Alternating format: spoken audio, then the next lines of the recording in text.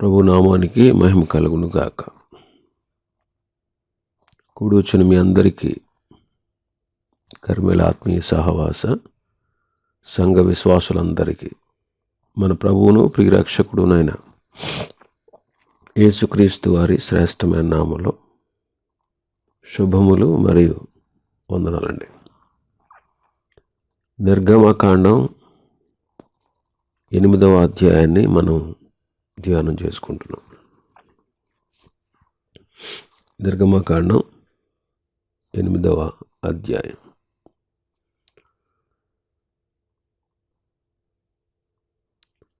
ఇరవై 25వ వచనాన్ని చదువుతాను. అప్పుడు ఫరో మోషే అహరోన్లను పిలిపించి, మీరు వెళ్ళి ఈ దేశంలో మీ దేవునికి బలి అర్పించుడని వారితో చెప్పగా. ఫరో అంటున్నాడు మోషేతో, మీరు వెళ్ళి ఈ దేశంలో మీరు మీ దేవునికి బలి అర్పించుడి అంటున్నాడు. అంటే దేవునికి బలి అర్పిస్తూ ఫరో యొక్క స్వాధీనంలోనే ఉండాలని ఫరో యొక్క ఉద్దేశం. దేవునికి బలి అర్పిస్తూ ఆ ప్రజలందరూ కూడా ఫరో స్వాధీనంలోనే ఉండాలి. అది వాడి యొక్క భావం.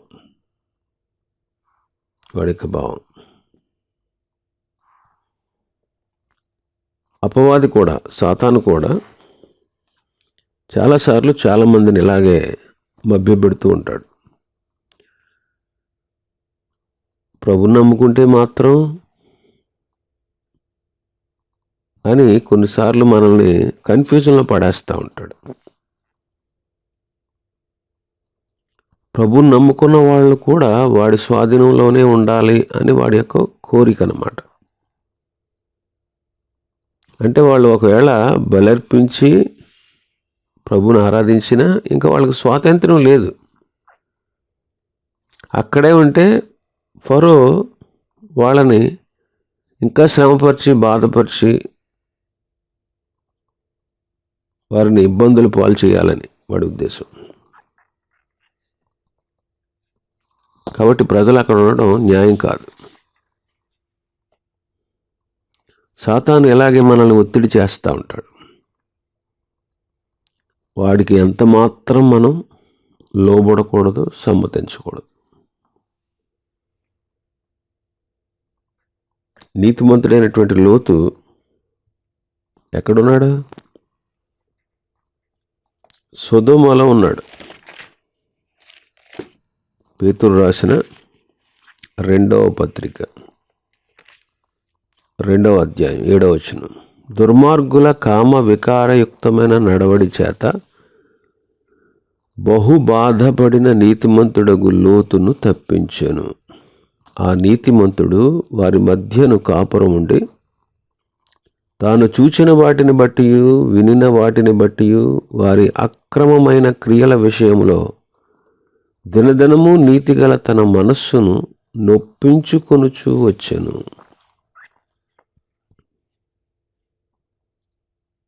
దుర్మార్గుల కామ వికారయుక్తమైన నడవడి చేత బహుగా బాధపడ్డాడు. దినదినము నీతిగల తన మనస్సుని నొప్పించుకొనుచూ వచ్చాడు అని చదువుతున్నాం.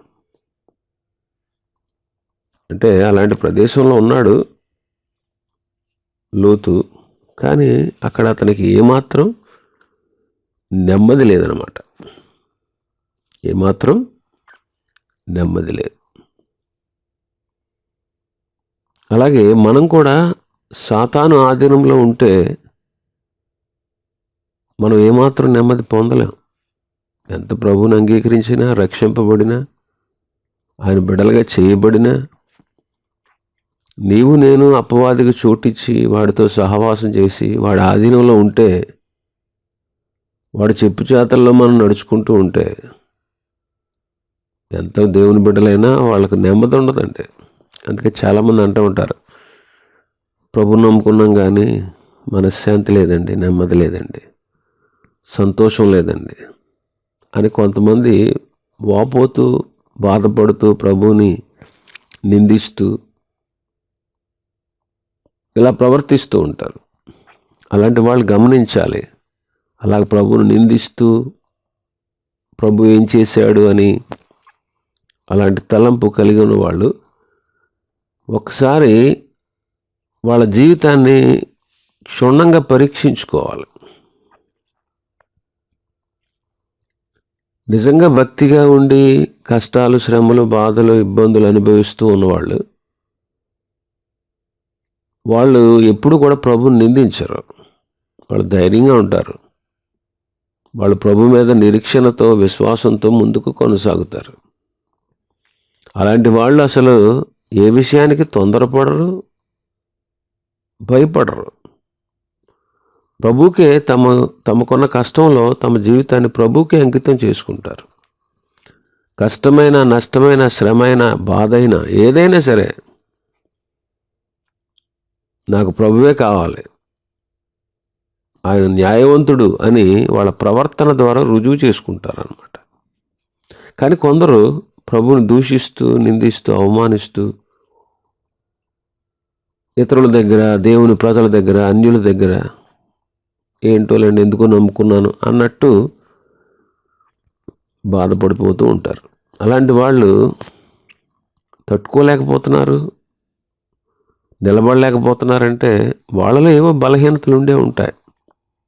వాటిని చక్క చేసుకుంటే ప్రభు సహాయం చేస్తారు. అంటే వాళ్ళు ఇంకా ప్రభుని తెలుసుకుని అంగీకరించి కూడా అపవాదిని అనుసరిస్తూ ఉండొచ్చు. అందుకు వాళ్ళు అధైర్యపడతారన్నమాట. ఇక్కడ ఫరో యొక్క ఉద్దేశం అదే, మీరు ఈ దేశంలోనే ఉండండి, ఈ దేశంలో వెళ్ళి మీ దేవునికి బలి అర్పించండి అంటున్నాడు. 26వ వచనంలో ఫరో మోషే ఖచ్చితంగా చెప్పాడు, అలా చేయడానికి కుదరదు. మా దేవుడని యెహోవాకు మేము బలి అర్పించాల్సి వస్తే, బలి ఇక్కడ అర్పిస్తే ఐగుప్తీయులు మమ్మల్ని రాళ్లతో కొట్టి చంపుతారు. మేము అర్పించే బలి ఐగుప్తీయులకు హేయం. కాబట్టి ఐగుప్తీయులకు హేయమైన బలి వారి కన్నుల ఎదుట మేము అర్పిస్తే వారు మమ్మల్ని రాళ్లతో కొట్టి చంపుతారు. హేయము అంటున్నాడు. అలా చేయడానికి కుదరదని నొక్కి చెప్తున్నాడు మోషే. కారణం కూడా చెప్తున్నాడు. ఎందుకంటే యెహోవాకు మేము అర్పించాల్సిన బలి ఐగుప్తీయులకు అసహ్యం అవుతుంది, హేయం అవుతుంది. వాళ్ళు అసహించుకుంటారు. ఐగుప్తీయులకి హేయమైనవి 3 ఉన్నాయి. ఇశ్రాయేలుల విషయంలో 3 హేయమైనవి. మొదటిది, వాళ్ళు హెబ్రీలతో కలిసి భోజనం చేయరు. ఆదికాండం 42వ అధ్యాయం 32వ వచనం, 43వ అధ్యాయం 32వ వచనం, 43 ఆదికాండం 32. అతనికిని వారికిని అతనితో భోజనం చేయుచున్న ఐగుప్తీయులకు వేరువేరుగా వడ్డించిరి. ఐగుప్తీయులు హెబ్రీయులతో కలిసి భోజనము చెయ్యరు. అది ఐగుప్తీయులకు హేయము. ఏంటంటే ఐగుప్తీయులకు హేయమైనది ఏంటి? హెబ్రీయులతో కలిసి వాళ్ళు భోజనం చెయ్యరు. కలిసి భోజనం చేయడం అనేది సహవాసానికి సూచనగా ఉంది. రెండవది 46వ అధ్యాయం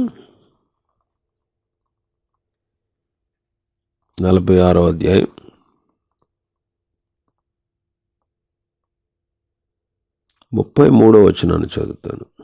గొర్రెల కాపరి అయిన ప్రతివాడు ఐగుప్తీయులకు హేయుడు. గొర్రెల కాపరి అయిన ప్రతివాడు ఐగుప్తీయులకు హేయుడు అంటున్నాడు. ఇది సేవా జీవితాన్ని సూచిస్తూ ఉంది. మూడవది, ఇక్కడ మోషే అంటారు, మా దేవుడైన యెహోవాకు మేము అర్పించాల్సిన బలి ఐగుప్తీయులకు హేయము. ఇక్కడ బలి దైవారాధనను సూచిస్తూ ఉంది. ఈ 3 చూడండి, అన్ని జనులు దేవుని పిల్లలతో సహవాసం చేయడం, వాళ్ళు దేవుని సేవ చేయడం, వాళ్ళు దేవుని ఆరాధించడం, ఈ 3 కూడా అన్ని జనులైనటువంటికి హేయమైన పనులుగా కనిపిస్తూ ఉంటాయి. ఈ 3 కార్యాలు, కలిసి భోజనం చేయడం, గొర్రెల కాపరులు, మూడవది బలి, ఈ 3 కూడా సహవాసం, దేవుని సేవ, దైవ ఆరాధనకు సూచనలుగా ఉన్న ఈ 3 కూడా ఈ లోకం అసహించుకుంటుంది, హేయపరుచుకుంటుంది. నిజమేనండి. మనం దేవుని ఆరాధించడానికి వెళ్తామంటే మనల్ని హేళన చేసేవాళ్ళు ఉంటారు. సేవ చేసేటప్పుడు, సువార్త ప్రకటించేటప్పుడు అడ్డు చెప్పేవాళ్ళు ఉంటారు. మనతో సహవాసం చేయడానికి, సాంగత్యం చేయడానికి ముందుకు రారు. అందుకే మనల్ని ప్రభువుని అంగీకరించామని మనల్ని వెలేస్తూ ఉంటారు, మనల్ని నీచంగా చూస్తూ ఉంటారు. ఈ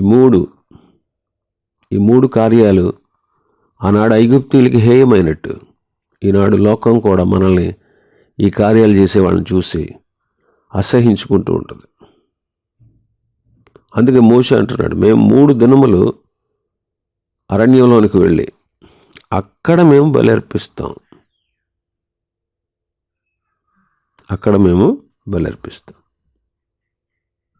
బలి అనేది ఆరాధనకు సూచనగా ఉంది.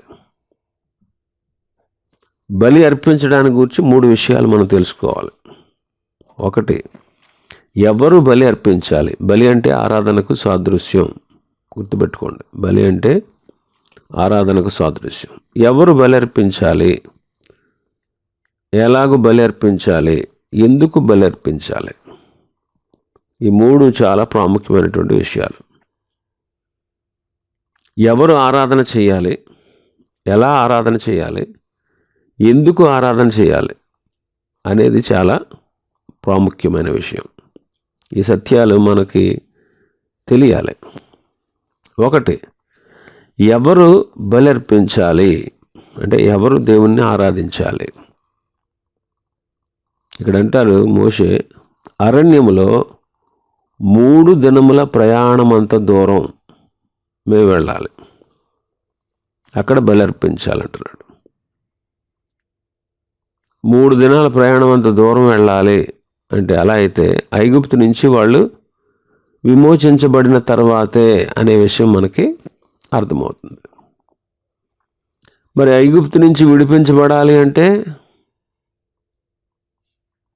ఫరో వాళ్ళని విడిచిపెట్టాలి.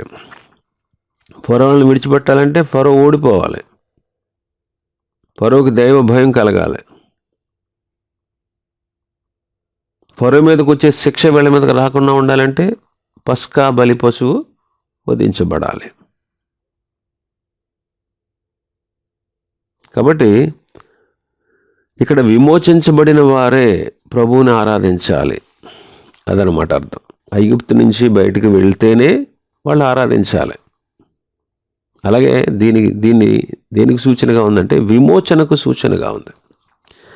విమోచించబడిన వారే ప్రభువుని ఆరాధించాలి. ఆయన బల్ల యొద్ద చేరి ప్రభువుని జ్ఞాపకం చేసుకోవాలి.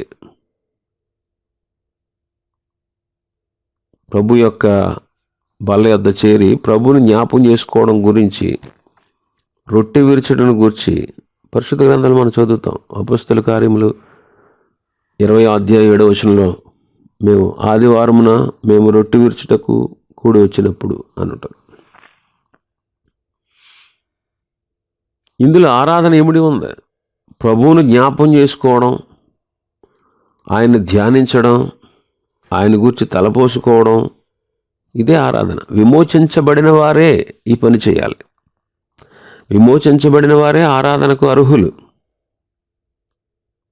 యోహాను సువార్త 6వ అధ్యాయంలో యేసు ప్రభు వారు ఒక మాట చెప్తారు. ఏమనంటే, నా శరీరమును తిని నా రక్తమును త్రాగువాడే నిత్య జీవము గలవాడు అని ప్రభు చెప్తారు కదా. అది ఆరాధనకు సంబంధించింది కాదు.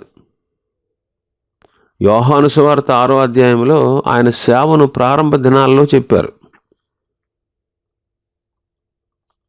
అది దేని గురించి చెప్పారంటే, రొట్టె విరుచుట గురించిన సత్యం ఆయన సిలువకు వెళ్ళబోయే ముందు, ఈ బల్ల ఆరాధన గురించి చెప్పినటువంటి విషయం ఆయన సిలువ మరణానికి వెళ్ళబోయే ముందు ఆయన శిష్యులను ప్రత్యేకంగా ఒక మేడగదిలోకి తీసుకువెళ్ళి అక్కడ రొట్టె విరుచుటను గూర్చిన సత్యాన్ని తన శిష్యులకి అప్పగించారు. కాబట్టి విమోచించబడిన వారు మాత్రమే ప్రభువును ఆరాధించడానికి తగినవారు, బలి అర్పించడానికి తగినవారు. మోషే చెప్పిన మాటలో మరొక సత్యం మనకు బయలుపడతా ఉంది.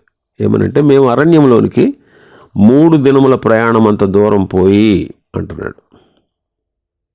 అంటే ఐగుప్తులో నుండి అరణ్యంలోనికి దూరంగా వెళ్ళిపోవడం అంటే ఐగుప్తు లోకానికి సూచనగా ఉంది. అంటే లోకం నుండి, ఐగుప్తు నుండి ఇశ్రాయేలీయులు వేరైపోయినట్టు, లోకంలో నుండి, లోక సంబంధమైన వాటిలో నుండి మనం ప్రత్యేకించబడినప్పుడు మాత్రమే మనం దేవుణ్ణి ఆరాధించగలం. కాబట్టి ప్రత్యేకించబడిన వారు మాత్రమే ప్రభువును ఆరాధించడానికి అర్హులు. కాబట్టి మనం యోగ్యంగా ప్రభువును ఆరాధించాలి. అందుకే పౌలు గారు కొరింథీయులకు రాసిన మొదటి పత్రిక 11వ అధ్యాయంలో ప్రభువుని జ్ఞాపకం చేసుకోవడాన్ని, ఆయన బలలో పాలు పొందడాన్ని మనకు జ్ఞాపకం చేస్తూ పౌలు గారు చెప్పింది ఏంటంటే, ఆయన జ్ఞాపకం చేసుకోవడానికే మనం దాన్ని చేయాలి అని చెప్పారు. జ్ఞాపకం చేసుకోవడంలో ఆరాధన ఇమిడి ఉంది. కాబట్టి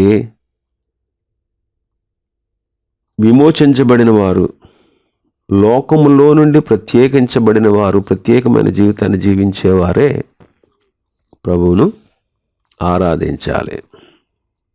ప్రభువును ఆరాధించాలి. 2, ఎలా ఆరాధించాలి? 27వ వచనంలో, మేము అరణ్యంలోనికి 3 దినముల ప్రయాణం అంత దూరం పోయి మా దేవుడైన యెహోవా మాకు సెలవిచ్చినట్లు ఆయనకు బలి అర్పించుదుమనెను. మా దేవుడైన యెహోవా మాకు సెలవిచ్చినట్లు మేము బలి అర్పిస్తామని మోషే చెప్తున్నాడు. దేవుడైన యెహోవా సెలవిచ్చినట్లు బలి అర్పించాలి. నేడు మనం కూడా మన ప్రియ ప్రభు సెలవిచ్చినట్లు మనం ఆయన ఆరాధించాలి. ప్రభు చెప్పిన మాట ఏంటో తెలుసా? నన్ను జ్ఞాపకం చేసుకున్నటకై దీనిని చేయుడి అని చెప్పాడు. నన్ను జ్ఞాపకం చేసుకున్నటకై దీన్ని చేయండి. లూకాసు వార్త 22వ అధ్యాయం 19-20 వచనాలు. పిమ్మట ఆయన ఒక రొట్టె పట్టుకుని కృతజ్ఞతాస్తుతులు చెల్లించి దాన్ని విరిచి వారికి ఇచ్చి, ఇది మీ కొరకు ఇయ్యబడుచున్న నా శరీరము, నన్ను జ్ఞాపకం చేసుకున్నటకు దీనిని చేయుడని చెప్పాను. ఆ ప్రకారమే భోజనమైన తరువాత ఆయన గిన్నెయు పట్టుకుని, ఈ గిన్నె మీ కొరకు చిందింపబడుచున్న నా రక్తము వలనైన క్రొత్త నిబంధన, నా రక్తం వలనైన క్రొత్త నిబంధన. ప్రభు చెప్పిన మాటలు. ఎలాగ మనం దేవునికి బలర్పించాలంటే, ఆయన జ్ఞాపకం చేసుకోవాలి. ఆయన చెప్పినట్లుగా ఆయన జ్ఞాపకం చేసుకోవాలి. కాబట్టి ప్రభువుని ఆరాధించడంలో మనం ఆయన్ని తలపోసుకోవాలి. ఆయన మన పట్ల చూపిన శాశ్వతమైన ప్రేమ, మన కొరకు ఆయన చేసినటువంటి శిలువ బలియాగం, మన కొరకు ఆయన తిరిగి లేచిన పునరుత్థానం, ఇది సాటి లేనిది. ఎవ్వరూ అలా చేయలేరు, చేయలేదు కూడా. కాబట్టి ప్రభు మనకు చేసిన ఉపకారాలు ఎన్నో కూడా అపారమైనవన్నమాట. ఆయన మనల్ని పరిశుద్ధులుగా చేయడానికి, నీతిమంతులుగా తీర్చడానికి, దేవునితో సమాధానపరచడానికి ఆయన కుమారుడిగా ఈ లోకానికి పంపించినటువంటి విషయం. రాజులైన యాజక సమూహంగా, మనల్ని పరిశుద్ధ జనముగా, ఆయనకు యాజకులుగా, ఆయన ఆరాధించేటువంటి ఆరాధకులుగా, ఇవన్నీ మనల్ని చేశాడు ప్రభు. ఇవన్నీ కూడా ప్రభువు మనకు చేసినటువంటి మహోపకారాలు. అలాంటి మహోపకారాలు చేసినటువంటి ప్రభువుని తలంచుకుంటూ, జ్ఞాపకం చేసుకుంటూ మనం ప్రభుని స్తుతించాలి. ఆరాధన అంటే అదే, ప్రభుని జ్ఞాపకం చేసుకోవడం, ప్రభు ప్రేమను తలపోసుకోవడం, ప్రభు మనకు చేసిన ఉపకారాల మేలులను గుర్తు చేసుకోవడం. అలా మనం ప్రభువుని ఆరాధించాలి. ఏదో వచ్చాం ఆరాధించడానికి, కూర్చున్నాం, వెళ్ళిపోయాం. అలా ఉండకూడదు ఎప్పుడు. చాలామంది వస్తారు, కూర్చుంటారు, నిద్రపోతారు, లేకపోతే రకరకాలైనటువంటి ఆలోచనలతో వస్తూ ఉంటారు. నేటి దినాల్లో మందిరానికి వచ్చేవాళ్ళ పరిస్థితి ఎలా ఉంది? దేవుని సన్నిధిగా ఆరాధించడానికి వచ్చేవాళ్ళ పరిస్థితి. ఆరాధనకు వస్తారు, దిక్కులు చూస్తారు. ఆరాధనకు వస్తారు, అటు ఇటు సంచరిస్తూ ఉంటారు. ఆరాధనకు వస్తారు, మందిరంలో కుదురుగా కూర్చోరు. ఆరాధనకు వస్తారు, పాటల్లో ఏకీభించరు, కీర్తనలో ఏకీభించరు, వాక్యం చదువుట్లో ఏకీభించరు, వాక్యం వినుటలో ఏకీభించరు, ప్రార్థన చేయట్లో ఏకీభించరు. వస్తారు, తాను చెడ్డ కోతి వనమల్లా చెడిచిందని వస్తారు. వచ్చిన తర్వాత ప్రక్కన ఉన్న వాళ్ళు కూడా చెడగొడుతూ ఉంటారు. కొంతమంది సెల్ ఫోన్లతో ఆడుకుంటూ ఉంటారు. కొంతమంది వాక్యం చెప్తూ ఉంటే మరి నాకు అర్థం కానిది ఏంటంటే వాక్యం చెప్తూ ఉంటే ఫోన్ వస్తే ఫోన్ మాట్లాడుకుంటూ వెళ్ళిపోతారు. వాక్యం దేవుని మాట అనేటువంటి జ్ఞానం ఉండదు చాలామందికి. అంటే వాళ్ళ ఉద్దేశం, వాళ్ళ జీవితంలో ఏంటంటే వాళ్ళ ఆలోచన దేవుని మాట కంటే, దేవుని వాక్యం కంటే కూడా అవతలోడు ఫోన్ ఎక్కువ. దేవుని వాక్యం కంటే కూడా అవతలోడు ఫోన్ చేస్తే ఫోన్ ఎక్కువ. అవతలోడు ఫోన్ చేస్తే అంటే దేవుని వాక్యం కంటే కూడా గొప్పదే ఫోను. ఫోన్లో మాట్లాడే వ్యక్తి గొప్పోడు దేవుని కంటే కూడా వాళ్ళ దృష్టికి. అంతేగా? ఒక్క అరగంట సేపు వాడితో మాట్లాడకుండా అవతలడితో ఫోన్ మాట్లాడకుండా ఉండలేవా? కట్ చేసి తర్వాత చేయొచ్చు కదా, మీటింగ్ అయిపోయాక. దేవుని వాక్యం అయిపోయాక చేయొచ్చు కదా వెళ్ళి.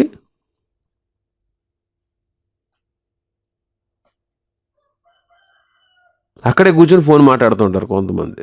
వాళ్ళు ఫోన్ మాట్లాడుతుంటే చుట్టుపక్కల నలుగురికి ఇబ్బంది. ఫోన్ సైలెంట్లో పెట్టడం ఒకడు కూడా. ఆ ఫోన్ మోగుతూ ఉంటే అందరూ ఆ ఫోన్ అంక చూస్తారు. అంటే కాన్సన్ట్రేషన్, వినేవాళ్ళని కూడా చెడగొడతారన్నమాట. కొంతమంది మందిరానికి వచ్చి మందిరంలో కూర్చుని వాట్సాప్, ఫేస్బుక్, ట్విట్టర్ ఇవన్నీ వెతుక్కుంటూ ఉంటారు. పక్క వాళ్ళకి మెసేజ్ పంపించుకుంటూ ఉంటారు. వాక్యం చెప్తూ ఉంటే పాస్టర్ గారు లేకపోతే సంఘంలో ఎవరైనా వాక్యం చెప్తూ ఉంటే ఆ వాక్యానికి కామెంట్స్ వాట్సాప్లో పెట్టుకుంటూ ఉంటారు. కొంతమంది నిద్రపోతూ ఉంటారు. ఇంటి దగ్గర ఖాళీ లేదు మాకు, అలసిపోయాం అన్నట్టు మందిరంలోకి వచ్చి నిద్రపోతూ ఉంటారు. కొంతమంది పిల్లలతో ఆడుకుంటూ ఉంటారు. కొంతమంది లోక సంబంధమైన కబుర్లు చెప్పుకుంటూ ఉంటారు. ప్రభువుని ఆరాధించడానికండి మనం రావాల్సింది. కబుర్లు చెప్పుకోవడానికి, ఒకళ్ళు యోగక్షేమాలు ఒకళ్ళు తెలుసుకోవడానికి కాదు మనం రావాల్సింది మందిరానికి. అయిపోయిన తర్వాత చెప్పుకోండి.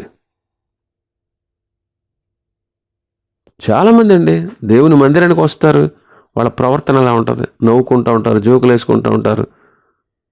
ఒకవేళ ఏదైనా ప్రార్థన చేసేటప్పుడు ఒకరి చెవిలో ఒకరు గోరుకుంటూ ఉంటారు. లోక సంబంధమైన విషయాలు మాట్లాడుకుంటూ ఉంటారు. ఒకవేళ ఆరాధన జరుగుతూ ఉంటే అందరూ ఆరాధన చేస్తూ ఉంటే కొంతమంది బయటికి వెళ్ళి రోడ్డు మీద నుంచి కబుర్లు చెప్పుకుంటూ ఉంటారు. బయటికి వెళ్ళి కూర్చుని సోది కబుర్లు చెప్పుకుంటూ ఉంటారు. ఎక్కడ ఎలా ఆరాధిస్తున్నాను?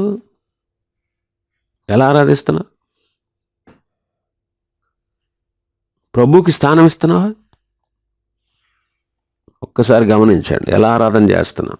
ఇన్ని మహోపకారాలు చేసినటువంటి దేవుణ్ణి, ఆ ప్రభుని మనం తలపోసుకుంటూ ఉండాలండి. కీర్తనలు పాడేటప్పుడు ఆయనలో గొప్పతనం రాశారు భక్తులు కీర్తనలు. అవి తలపోసుకుంటూ ప్రభుని స్తుతిస్తూ పాటలు పాడాలి. వాక్యం ఆయన చేసిన అద్భుత కార్యాలు వివరిస్తుంది. ఆయన నీ జీవితంలో నా జీవితంలో చేసినటువంటి గొప్ప కార్యాల గురించి మాట్లాడుతుంది వాక్యం. శ్రద్ధగా వినాలి.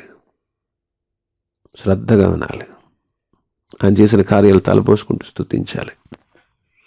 ఎన్నో మహోపకారాలు చేశాడండి ప్రభు మనకి. ఎవ్వరూ చేయలేని కార్యాలు చేశారు ఆయన. కాబట్టి ఎలాగ ఆరాధిస్తున్నాం అనే విషయం ముఖ్యం. కాబట్టి మనం ప్రభుని సరిగా ఆరాధిస్తున్నామా లేదా ఒకసారి పరీక్షించుకోవాలి. మూడవది, ఎందుకు బలి అర్పించాలి? ఎందుకు ఆరాధన చేయాలి? వాళ్ళ ఐగుప్తు దేశంలో చాలా సంవత్సరాలు బానిసలుగా ఉన్నారు. ఆ బానిసత్వం నుంచి పస్కా బలి పశువైన గొర్రెపిల్ల రక్తము ద్వారా మాత్రమే వారు విడిపించబడి, వారు చక్కగా నడిపించబడి పాలు తేనెలు ప్రవహించే దేశంలోనికి వారు ప్రవేశించారు. కాబట్టి విడిపించబడినటువంటి దినాన్ని, విడిపించిన విధానాన్ని మనం జ్ఞాపం చేసుకుంటూ బలి అర్పించాలి, ఆరాధన చేయాలి. అలాగే మనం కూడా విమోచించబడిన దినాన్ని, ప్రభు మనల్ని విమోచించడానికి ఆయన చేసినటువంటి త్యాగాన్ని మనం జ్ఞాపం చేసుకుంటూ ప్రభువుని ఆరాధించాలి. నిర్గమకాండం 13వ అధ్యాయం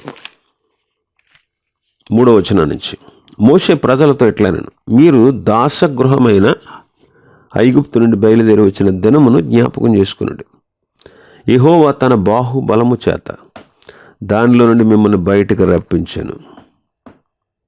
పులిసినదేదియు తినవద్దు. మీరు దాసగృహమైన ఐగుప్తు నుండి బయలుదేరి వచ్చిన దినము జ్ఞాపకం చేసుకొనుడి. యెహోవా తన బాహుబలము చేత దానిలో నుండి మిమ్మల్ని బయటకు రప్పించెను. జ్ఞాపకం చేసుకోండి. దాసగృహంలో నుండి, ఐగుప్తు బానిసత్వం నుంచి మీరు విడిపించబడ్డారు. ఎలాగ ప్రభువు తన బాహుబలము చేత మిమ్మల్ని దాని నుంచి బయటకు రప్పించాడు, దాన్ని జ్ఞాపకం చేసుకోండి అంటున్నాడు. ద్వితీయోపదేశకాండంలో కూడా సెకండ్ జనరేషన్ వాళ్ళకి చెప్పాడు. ద్వితీయోపదేశకాండం 16వ అధ్యాయం, ద్వితీయోపదేశకాండం 16వ అధ్యాయం 1వ వచనం నుంచి, అబీబు నెల ఆచరించి నీ దేవుడైన యెహోవాకు పస్కా పండుగ జరిపింపగలను. ఎలాగనగా అబీబు నెలలో రాత్రి వేళ నీ దేవుడైన యెహోవా ఐగుప్తులో నుండి నిన్ను రప్పించెను. ఐగుప్తులో నుండి నిన్ను రప్పించెను. ఇలాగ మనం కూడా ప్రభువుని జ్ఞాపం చేసుకోవాలి. మనం పాపులు, భ్రష్టులు, నరకపాత్రులు.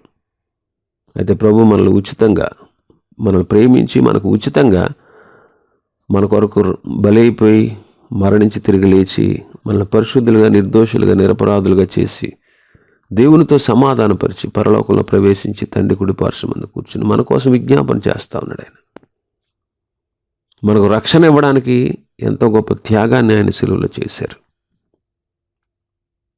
కాబట్టి ఆ విషయాన్ని మనం జ్ఞాపం చేసుకుంటూ మనం ప్రభుని స్తుతించాలి, ప్రభుని ఆరాధించాలి. కొలస్సీ పత్రిక 1వ అధ్యాయం, కొలస్సీ పత్రిక 1వ అధ్యాయం 19వ వచనం నుంచి, ఆయన యందు సర్వ సంపూర్ణత నివసింపవలనని ఆయన శిలువ రక్తము చేత సంధి చేసి ఆయన ద్వారా సమస్తమును, అవి భూలోకమందున్నవైనను పరలోకమందున్నవైనను వాటన్నిటిని ఆయన ద్వారా తనతో సమాధానపరుచుకునవలనని తండ్రి అభిష్టమాయను.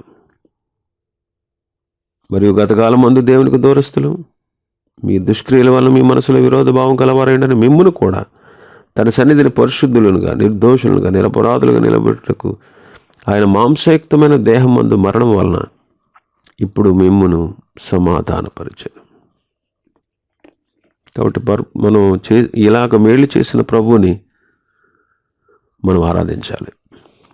ఇంకా మనం చూస్తే 28వ వచనంలో మన భాగంలో, అందుకు ఫరో, మీరు అరణ్యంలో మీ దేవుడిని యెహోవాకు బలర్పించుటకు మిమ్మల్ని పోనిచ్చేదను కానీ దూరము పోవద్దు, మరియు నా కొరకు వేడుకోండి అంటున్నాడు. ఇక్కడ అంటాడు, మీ దేవుడిని యెహోవాకు బలర్పించడానికి మిమ్మల్ని పోనిస్తాను, కానీ మీరు దూరంగా వెళ్ళిపోవద్దు. మీరు తప్పక వెళ్ళాలి అని అడుగుతున్నప్పుడు ఫరో అలా అంటున్నాడు అన్నమాట. ఈ దినంలో సాతాను కూడా దేవుని పిల్లలతో ఇలాగ బేరమాడుతూ ఉంటాడు. క్రీస్తుని నమ్మేవులే సరేలే, కానీ అంత లోతుగా నమ్ముకోవద్దు, అంత లోతుగా వెళ్ళొద్దు, రక్షణ పొందావు కదా చాలులే. ఇలా సాతాను కొన్నిసార్లు కొందరిని వెనక్కి లాగుతూ ఉంటాడు.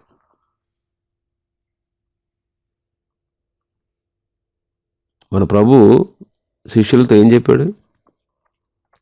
మీరు ధోనిని లోతుకు నడిపించండి అన్నాడు. అక్కడ వల వేయండి అన్నాడు. లోకస్వార్త 5వ అధ్యాయం. అప్పుడే విస్తారమైన చేపలు దొరికినాయి. లోతుకు నడిపించబడాలి అంటే దూరానికి వెళ్ళాలి. అప్పుడే మనం ఫలభరితమైన జీవితాన్ని జీవిస్తాం. ఇలా జీవించడమే ప్రభువుకి ఇష్టం. అయితే సాతానికి అలా దూరంగా పోవడం వాడికి ఇష్టం ఉండదు. మోషే ఇశ్రాయేలీలు ఫరో మాటలు లక్ష్య పెట్టకుండా దేవుడు నడిపించినటువంటి స్థలానికి వెళ్ళి దేవుడు చెప్పినట్లే చేశారు.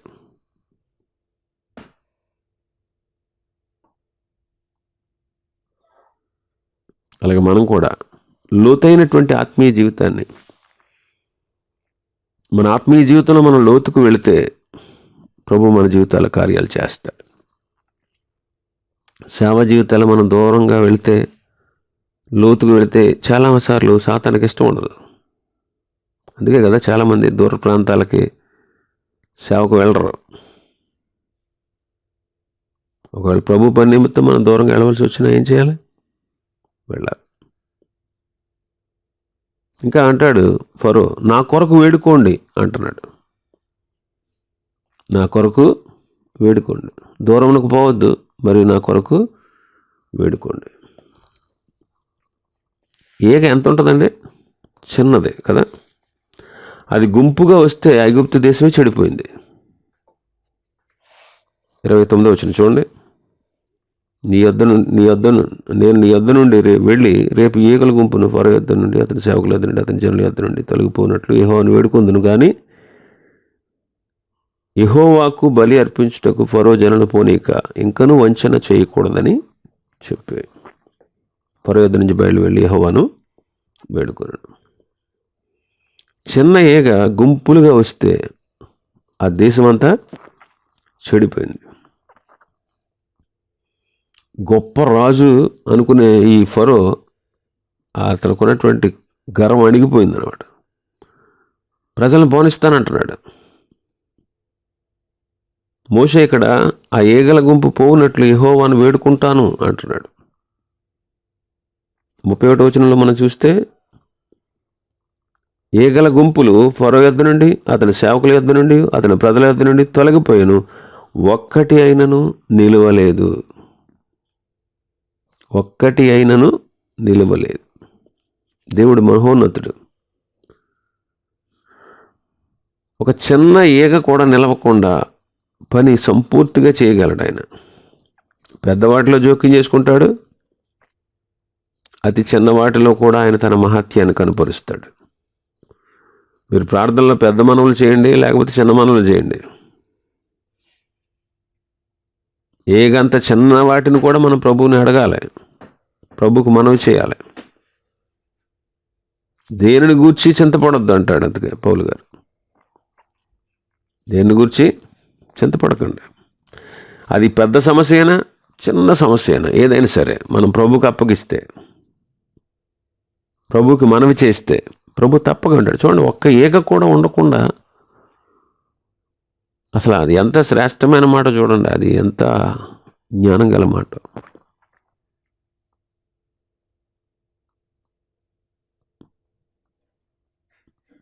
ముప్పై 31వ వచనంలో ఒక్కటి అయినను నిలువలేదు.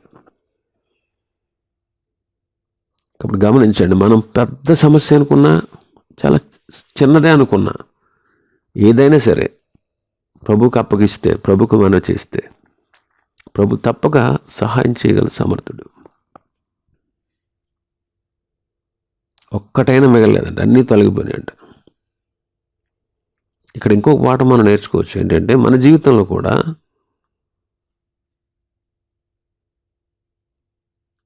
ప్రసంగి 10:1 అంటాడు కదా, బుక్కావని తైలంలో చచ్చిన ఈగలు పడడం వల్ల అది కంపకూడదని.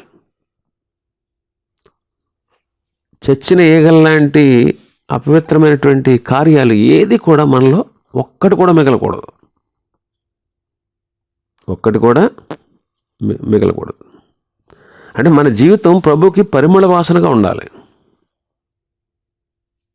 బుక్కావని తైలం అంటే సెంట్, పరిమళ వాసన వచ్చేది. కాబట్టి మన జీవితంలో చచ్చినటువంటి ఈగల లాంటి అపవిత్రమైనటువంటి కార్యాలు ఏది ఉండకూడదు. కడపటి ఈగను కూడా తొలగించేవాడు మన దేవుడు.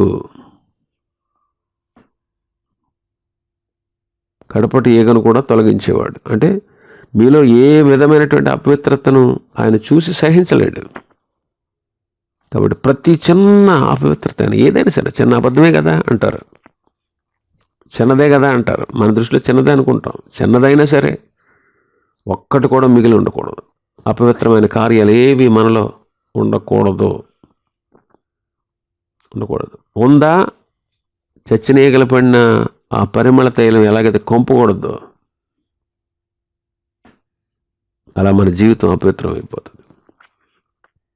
ప్రతి చిన్న బలహీనతను కూడా, ప్రభువుకి ఇష్టం కానిది ఏదైనా సరే, చిన్నదైనా పెద్దదైనా ఏదైనా సరే, మొత్తం అన్నిటినీ మనం మన జీవితాల నుంచి తొలగించుకోవాలి.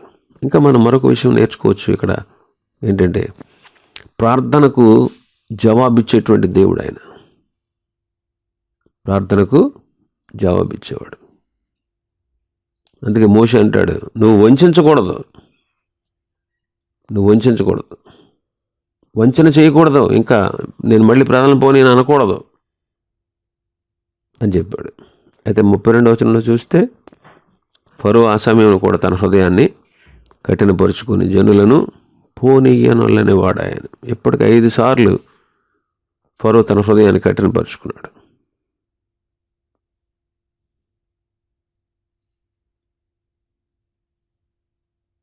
కప్పలేమో నీళ్ళలోంచి వచ్చాయి, పీలు ధూళిలోంచి వచ్చాయి, ఈగలు గాలిలోంచి వచ్చాయి. నీటిలో ఉన్నటువంటి కప్పల్ని నీటిలోంచి రప్పించాడు, గాలిలో తిరిగేటువంటి ఈగల్ని గాలిలో నుండి రప్పించాడు అని అనుకుంటూ ఉంటాం మనం. అయితే ఆయన ఆజ్ఞ ఇస్తే ఏదైనా పుడుతుందండి. అందుకే 105వ కీర్తనలో ఏమన్నాడంటే, ఆయన ఆజ్ఞేయగా జోరేగలు పుట్టును అంటాడు. 78వ కీర్తనలు అంటాడు, జోరేగలను గుంపులుగా విడిచాడు అని చెబుతాం. కాబట్టి వాటి స్థానంలో నుండి వాటిని రప్పించగలడు, వాటిని అప్పటికప్పుడు పుట్టించగలడు. ఆయన అద్భుతకరుడు.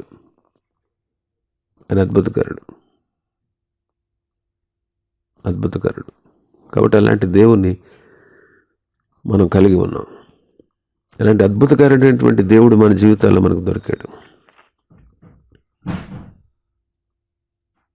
మోషేలాగా సంపూర్ణంగా మనం ఆయనకు లోబడాలి. ఫరోలాగా ఎప్పటికీ మనం దేవుని దృష్టికి కఠినాత్ములుగా ఉండకూడదు.